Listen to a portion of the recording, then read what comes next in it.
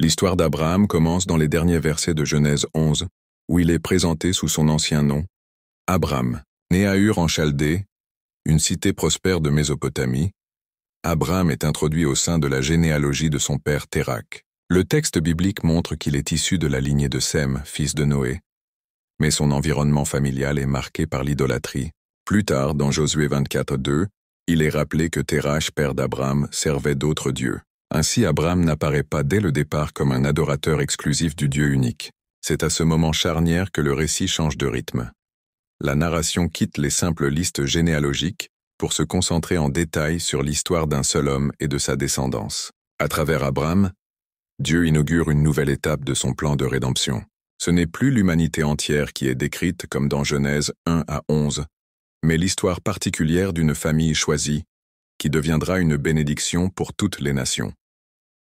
L'appel de Dieu. Genèse 12, 1 rapporte un moment décisif. Dieu s'adresse directement à Abraham et lui ordonne de quitter son pays, sa parenté et la maison de son père, pour le mener vers une terre qu'il lui montrera. L'invitation est radicale. Abraham doit renoncer à tous les repères de stabilité.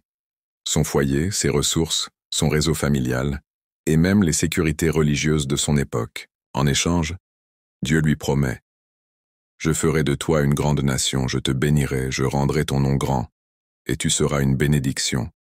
En toi, toutes les familles de la terre seront bénies. » Genèse 12, 2, 3 paraphrasé. Cette promesse est structurée en une série de bénédictions qui s'élargissent de plus en plus. Abraham et sa famille, puis une grande nation et finalement toutes les familles de la terre. Ainsi se dessine le thème central.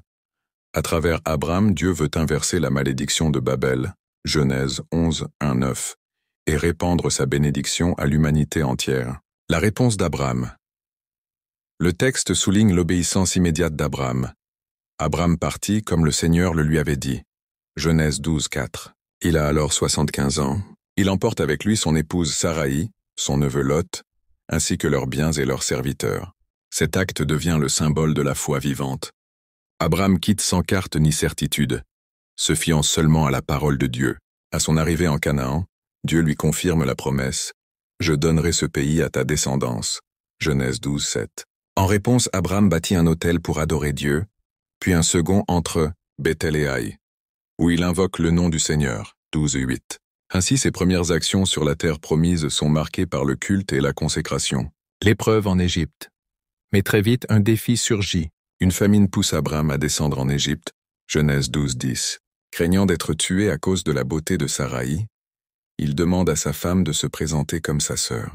Ce demi-mensonge, Saraï était effectivement sa demi-sœur, voire Genèse 20, 12, introduit un épisode de tension. En Égypte, Saraï est prise dans la maison du pharaon. Mais Dieu intervient, frappant la maison royale de fléau, révélant ainsi la vérité et protégeant l'intégrité de Saraï. Le pharaon, furieux, rend Saraï à Abraham et les expulse du pays, mais avec beaucoup de richesses et de troupeaux. Genèse 12, 20.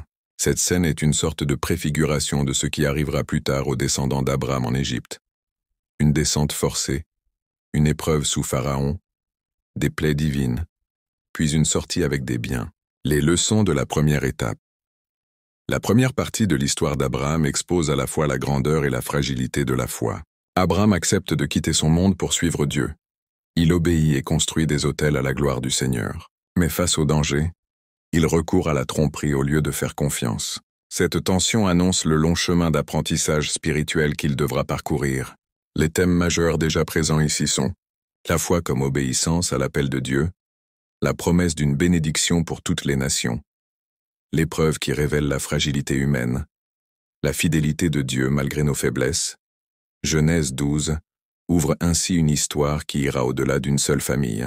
L'appel d'Abraham inaugure un projet divin qui, à terme, embrassera toutes les nations et trouvera son accomplissement ultime dans la bénédiction universelle que Dieu veut accorder à l'humanité.